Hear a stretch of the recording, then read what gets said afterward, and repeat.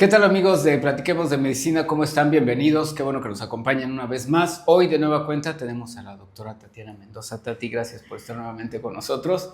Hoy vamos a hablar de los golpes de calor en las mascotas.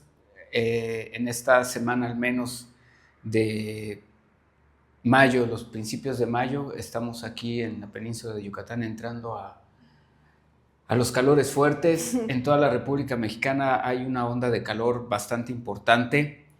Días atrás tuvimos temperaturas casi de 40 grados. Sí.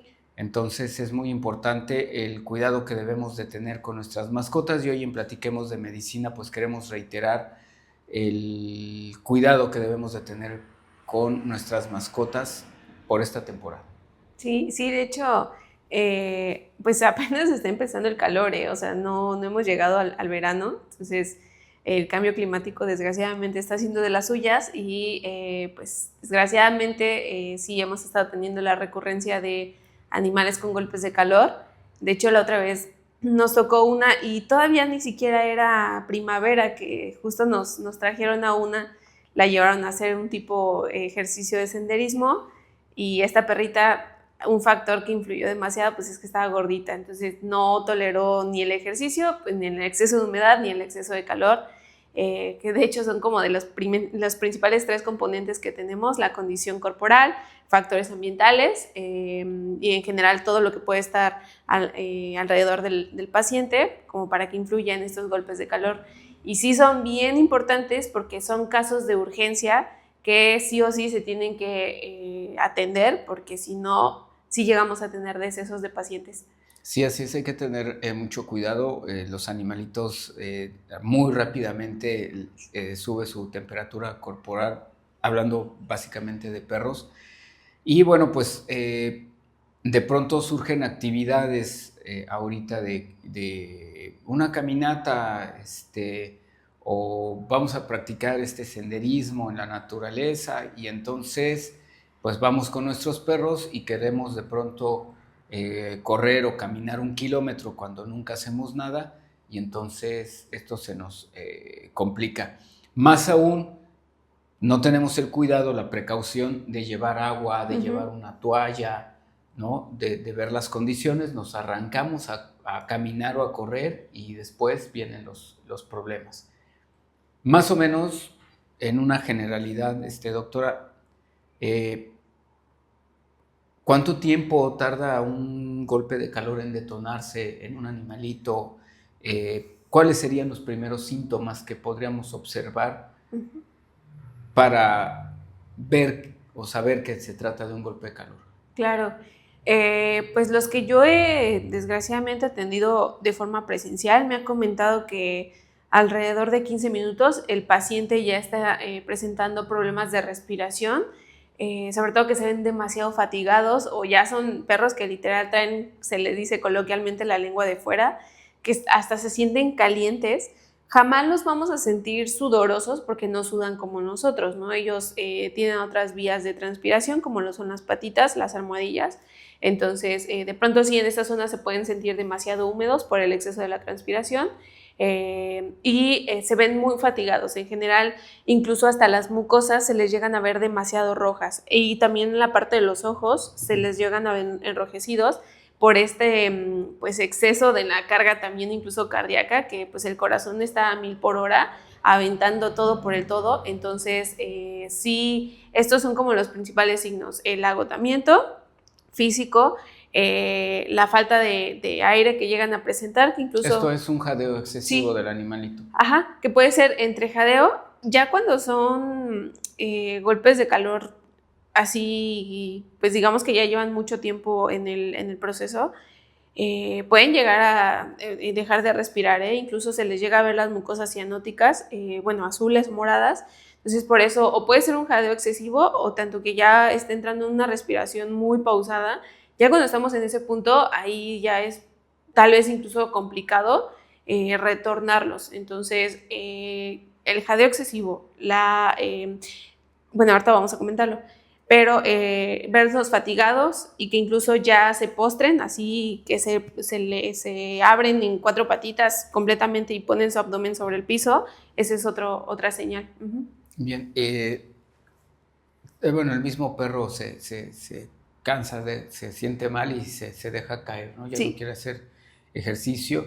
Dentro de los primeros auxilios, pues sabemos que tenemos que mojarlos, enfriarlos, pero no es buena idea enfriarlos con agua fría, valga la redundancia, o poniéndoles hielo. Sí, porque los choques tan abruptos de temperatura también pueden llegar a generar muchas complicaciones. Entonces, lo mejor es agua al tiempo. Si de pronto tienen una fuente constante de agua, como por ejemplo una llave de paso, de inmediato báñenlo. O sea, ahí sí, no lo echen por chorrito, báñenlo completamente. Eso va a ayudar que justo la evaporación del agua libere el calor que estamos teniendo en el cuerpo. Jamás poner compresas frías, jamás, de verdad. E incluso hay gente que los mete a tinas de hielo. Eso es otro factor que nunca deberíamos hacer. Una, por el choque abrupto de temperatura, y dos, porque el hielo quema directamente en la piel. Entonces sí hay que tener muchísimo cuidado.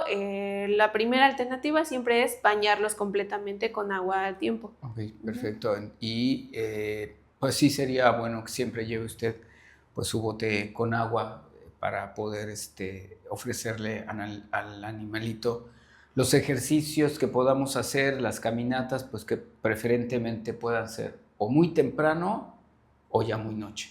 Sí, porque de pronto hay gente que cuando ya está descendiendo el sol aún sigue paseando. La realidad es que tal vez nosotros podamos tener una mejor adaptación a los cambios de ambiente, pero si ustedes salen ahorita a las 6, 7 de la noche, sigue haciendo muchísimo calor.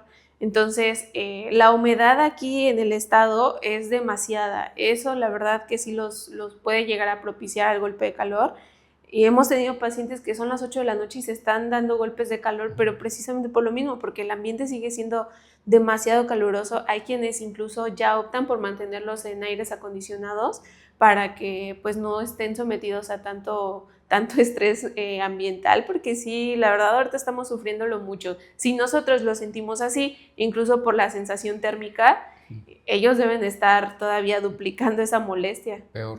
Ahora bien, si ya tenemos el golpe de calor, hemos tratado de enfriar al perro, o no hay manera de, lo mejor es recurrir a una clínica, a un hospital veterinario, algún consultorio.